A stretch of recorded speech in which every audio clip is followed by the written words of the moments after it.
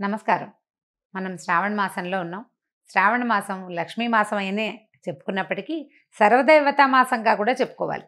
శ్రావణ సోమవారాలు శివార్చన, మంగళవారాలు గౌరీ అర్చన, శుక్రవారాలు లక్ష్మీ అర్చన, శ్రావణ శనివారాలు వెంకటేశ్వర స్వామిని అర్చించే రోజు, విష్ణు అర్చన చేసుకునే రోజు. శ్రావణ శనివారాన్ని విశేషంగా జరుపుకోవచ్చు. అయితే ఈ శ్రావణ మాసం లక్ష్మీ మాసం అని చెప్పుకుంటున్నాం మనం. దేవతలంతా కలిసి ఒక పెద్ద యజ్ఞం సంకల్పించారట ఒకప్పుడు. చేసిన తర్వాత ఈ యజ్ఞం మొదలుపెట్టాక సప్తర్షులు ఏమన్నారంటే, ఈ యజ్ఞ ఫలితాన్ని ఎవరైనా సర్వోత్కృష్టమైన దైవానికి సమర్పించాలని భావించారు. ఎవరు యజ్ఞ పురుషుడు అని భావిస్తే త్రిమూర్తుల్లో ఎవరో ఒకళ్ళని ఈ యజ్ఞంలో ఆయన ఈ మొత్తం యజ్ఞానికి ఆయన్ని అధిపతిని చేయాలని భావించారు. ఈ త్రిమూర్తుల్లో ఒకడు ఎవరు గొప్పవాళ్ళు అనేది తెలుసుకోవడం కోసం బ్రహ్మమానస పుత్రుడైనటువంటి భృగు మహర్షిని అందుకు పంపించారు. అయితే భృగువు ముందు బ్రహ్మలోకానికి వెళ్తే తండ్రిని ఎంత పిలిచినా ఆయన పలకలేదట. ఆయన సృష్టి క్రమంలో ఆయన హడావిడిలో ఆయన ఉన్నాడనమాట. సృష్టి చేసే పనిలో ఆయన సరస్వతీదేవి వీణ వాయిస్తుంది. ఆయన వీణానాదం వింటూ తన బొమ్మలు చేసుకునే పనిలో మునిగిపోయాడు. దాంతో ఆయనకు విసుగు పుట్టింది. నువ్వు యజ్ఞపురుషుడిగా ఎట్లా పనికొస్తావు? పనికిరావు, నీకు అసలు దేవతార్చనే ఉండదు, అర్చనే ఉండదని స్వయంగా తండ్రినే శపించాడు భృగువు. ఆ తర్వాత ఆయన కైలాసానికి వెళ్ళాడు. కైలాసంలో శివపార్వతులు ఇద్దరు ఆయన తాండవము ఆమె లాస్యంలో మునిగి వాళ్ళిద్దరూ ఆనంద నృత్యం చేసుకుంటున్నారు. భృగువు ఎంత పిలిచినా వాళ్ళు పలకల. దాంతో ఆయనకి ఇట్లా లోలత్వంతో ప్రవర్తిస్తున్నావు కాబట్టి కేవలం లింగ రూప ఆరాధనే ఉంటుంది, నీకు సాకార రూప ఆరాధన ఉండదని పరమేశ్వరుని కూడా శపించాడు. ఈయన ఒక మహర్షి, ఈయనకి శపించాలన్న ఉద్దేశం కలిగింది. అట్లా అక్కడి నుంచి మూడో వ్యక్తి అయినటువంటి శ్రీ మహావిష్ణువుని పరిశీలించడం కోసం, ఆయన యొక్క పరిస్థితి ఏమిటో చూడడం కోసం భృగు మహర్షి వైకుంఠానికి వెళ్ళారు. వెళ్ళేసరికల్లా విష్ణువు లక్ష్మీదేవి వాళ్ళ ఆనందంలో వాళ్ళు ఉన్నారు. ఆయన నిద్రలో ఉన్నాడు. నిద్రావస్థలో ఆమె పాదాలు ఒత్తుతూ మైమరపడుతోటి ఆవిడ ఉంది. ఉండేసరికల్లా ఆయన ఎంత పిలిచినా పలకట్లేదని కోపంతో మహావిష్ణువుని గుండెల మీద కాలుతోటి తన్నాడు. తన్నేసరికల్లా వెంటనే ఆయన లేచి, అయ్యో నా గుండెల మీద తన్నే, వక్షస్థలం రాతి కంటే కఠినంగా ఉండే నా వక్షస్థలం మీద తన్నేవు, ఇక్కడున్న మణులు మాణ్యాలు అన్నీ నీకు గుచ్చుకున్నాయేమో అని చెప్పి ఆ మహర్షికి పాదసేవ చేస్తూ ఆయనకి అహంకార చిహ్నంగా ఆయన అరికాల్లో ఉన్నటువంటి నేత్రాన్ని చిదిమేశాడట మహావిష్ణువు. దాంతో ఆయన వెంటనే భగవంతుడే తన పాదాలు పట్టుకున్నాడనే విషయాన్ని జ్ఞప్తికి వచ్చిందనమాట. అంతకుముందంతా నేను ఋషిని బ్రహ్మజ్ఞానం కలిగిన వాడిని అహంకరించిని, ఆ అహంకారంతో తండ్రిని, సాక్షాత్తు తనకి తండ్రి అయిన బ్రహ్మదేవుణ్ణి, తర్వాత సర్వలయంకారకరుడైనటువంటి పరమేశ్వరుణ్ణి కూడా శపించి ఈ మహావిష్ణువు మీద ఇటువంటి అవజ్ఞతోటి ప్రవర్తించానని చాలా సిగ్గుపడి బాధపడి ఏమనుకున్నాడంటే, ఈ యజ్ఞానికి యజ్ఞపురుషుడు మహావిష్ణువు అని నిర్ధారించుకుని వెళ్ళిపోయాడు. నిజానికి భృగు మహర్షి ఒక కల్పంలో మహాలక్ష్మికి తండ్రి, ఆమెను భార్గవి అంటారు. ఈ కల్పంలో ఈవిడ క్షీరసాగరం నుంచి ఉద్భవించిందనమాట. ఆమె కోపం పట్టలేకపోయింది. ఆయన నిన్ను తంతే నా స్థానమైన హృదయాన్ని తన్నాడు, నన్ను హృదయంలో పెట్టుకుంటానన్నావు నువ్వు, ఆ స్థానంలో తన్నాడు కాబట్టి నేను నీతోటి ఉండను, ఈ అవమానాన్ని నేను సహించలేనని వెళ్ళిపోయింది. పిల్లలు ఆయన మన కుమారుని వంటి వాడు శిశువు, మన శిశువు తంతే మనం కోపం తెచ్చుకుంటామా అని విష్ణువు బతిమలాడినా ఆవిడ ఒప్పుకోలేదు. నా శిశువైనా సరే నన్ను తనడానికి వీల్లేదని కోపగించుకుని వెళ్ళిపోయింది. ఆ వెళ్ళిపోయిన ఆవిడ భూమి మీద చేరి కొల్హాపూర్లో తపస్సు చేసుకుంటూ ఉండిపోయింది.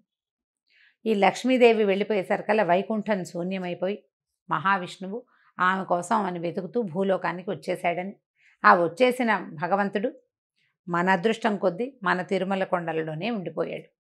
భూమి చేసుకున్న అదృష్టం, భారతీయులు చేసుకున్న అదృష్టం, అందులోనూ తెలుగువారి అదృష్టం ఏంటంటే మహావిష్ణువు మన ప్రాంతానికి రావడం.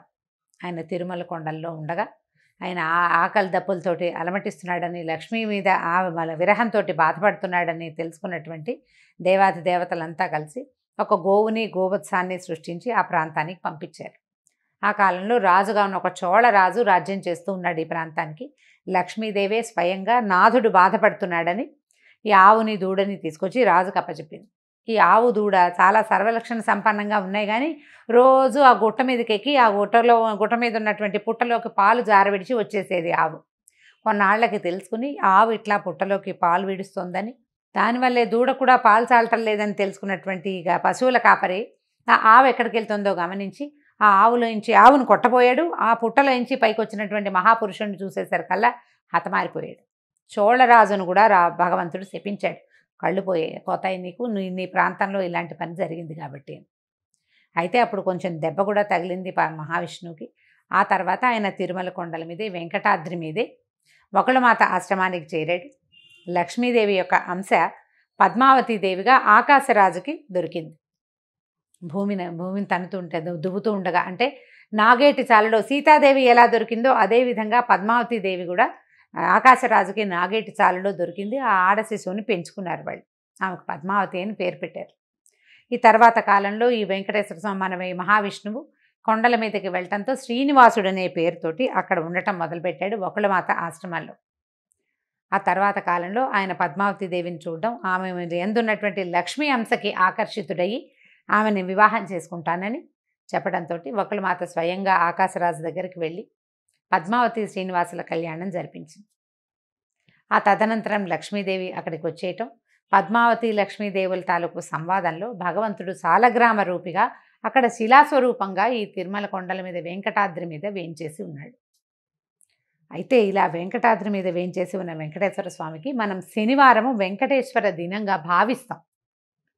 మనం నమ్ముతాం ఖచ్చితంగా. శనివారం నాడు ఉపవాసాలు ఉంటాం వెంకటేశ్వర స్వామి కోసమే. శనివారం నాడే కాలినడకన దేవాలయానికి వెళ్ళాలనుకుంటాం. వెంకటేశ్వర స్వామి దేవాలయానికి తప్పకుండా వెళ్తాం.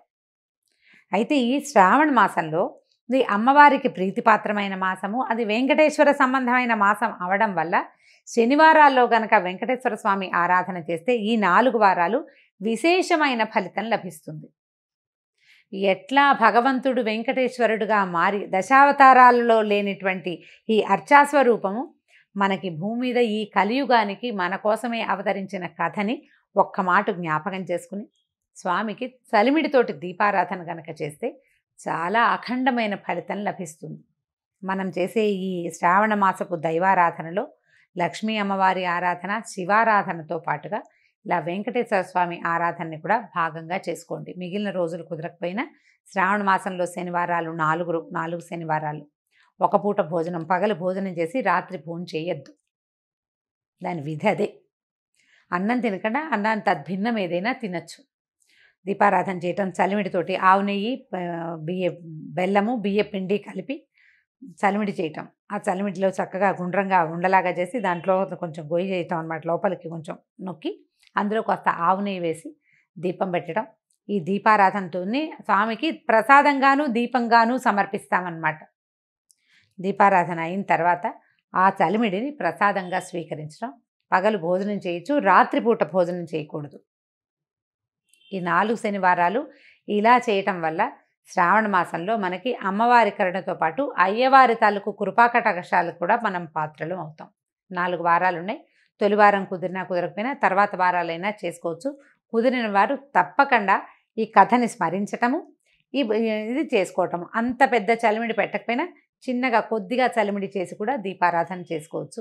దీపారాధన చేయటం, వెంకటేశ్వర స్వామికి సంబంధించినటువంటి స్తోత్ర పాఠాలు ఏవైనా చదువుకోవటం, ఆయనతో పాటు లక్ష్మీ అమ్మవారి స్తోత్రం కూడా ఒకటి చదవటం. దీపారాధన చేసాం కాబట్టి ముందు తర్వాత ప్రసాదం, నైవేద్యం, వడపప్పు, పానకము, అరటిపళ్ళు, మీ ఓపిక. పాయసం చేస్తాం, పొంగల్ చేస్తాం అంటే అన్నీ కూడా చేసుకోవచ్చు. అవేవి చేయకపోయినా 2 అరటిపళ్ళతోటి కూడా మనం నైవేద్యాన్ని పూర్తి చేసుకోవచ్చు. పగలు భోజనం చేసి రాత్రి ఉపవాసం ఉంటే మర్నాడు పొద్దున్న మామూలుగా భోజనమే చేసేయచ్చు. దానికి ఇంకా నియమం ఏమీ లేదు. ఈ ఆలోచన చేయండి. కుదిరితే ఒక్క శనివారమైనా చలిమిడి దీపారాధన చేయండి. అది ఇంటికి మంచిదని, చలవని చెప్పబడుతోంది. నమస్కారం.